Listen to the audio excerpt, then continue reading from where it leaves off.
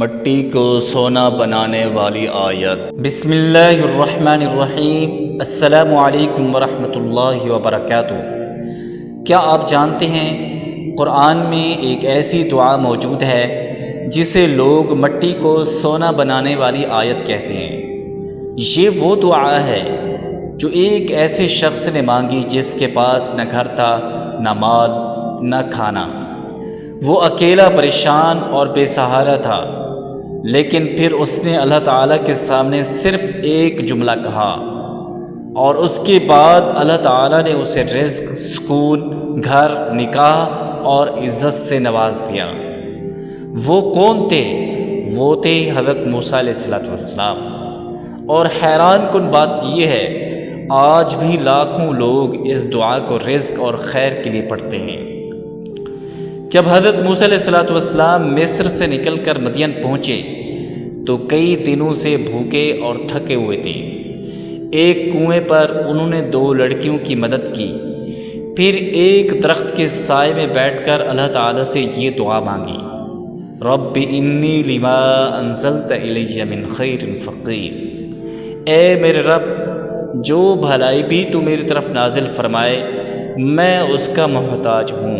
اور پھر اللہ تعالیٰ کی رحمت دیکھیں، کچھ ہی دیر بعد انہیں کھانا ملا، رہنے کی جگہ ملی، پھر نیک بیوی ملی، اور آگے چل کر اللہ تعالیٰ نے نبوت جیسے عظیم مقام سے نواز دیا۔